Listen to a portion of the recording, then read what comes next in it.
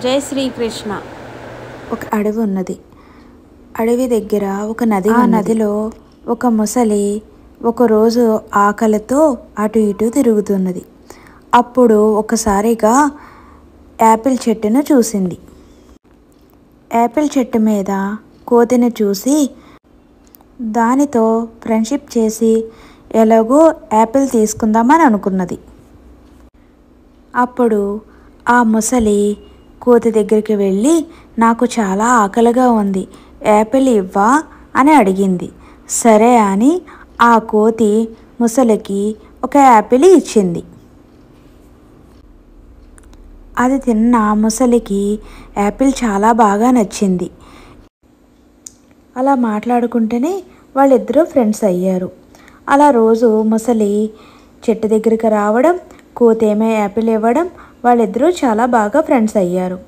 ఒకరోజు ముసలి చెప్పింది కోతికి, యాపిల్ రోజు నేనే తింటున్నా, ఇంటి దగ్గర మా వైఫ్ ఉంది, తనకు కూడా ఒక యాపిల్ ఇస్తే నేను తీసుకువెళ్తాను అని చెప్పింది.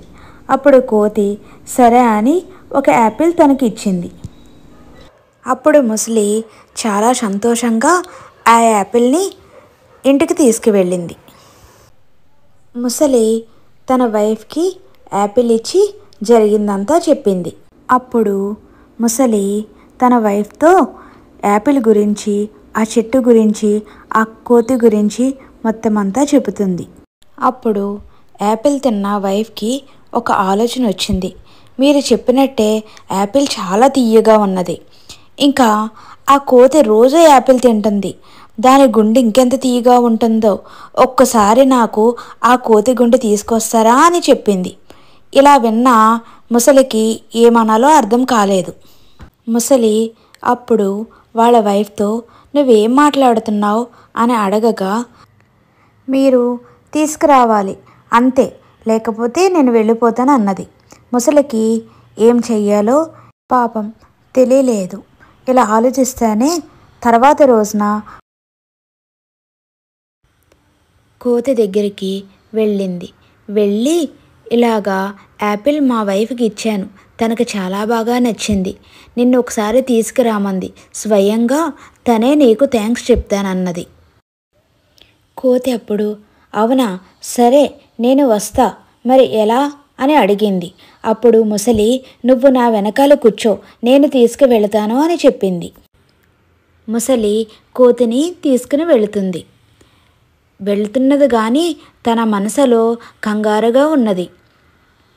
అప్పుడు కోతి ఇలా అడిగింది, ఎందుకు నువ్వు కొంచెం అల్జడగా ఉన్నట్టు అనిపిస్తుంది, ఏమి జరిగింది అని కోతి అడిగింది ముసలిని. ముసలి అనుకున్నది, కోతి ఇంకా ఎటు వెళ్ళదులే, నా దగ్గరే కదా ఉన్నది, చెప్పొచ్చులే అని అనుకుని, నా వైఫ్ నువ్విచ్చిన యాపిల్ చాలా బాగా నచ్చేవి తనకి, యాపిలే ఇంత తీయగా ఉంటే కోతి గుండె ఇంకెంత తీయగా ఉంటుందో అని నా వైఫ్ నిన్ను తీసుకురామన్నది, అందుకే నేను ఇప్పుడు తీసుకువెళుతున్నాను అని చెప్పింది.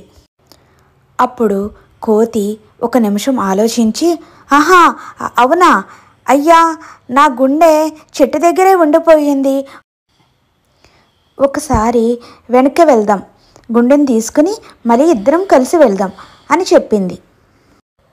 అప్పుడు ఆ ముసలి అవునా అయ్యా, అవుతే సరే అని వెనక్కి తీసుకువెళ్ళింది.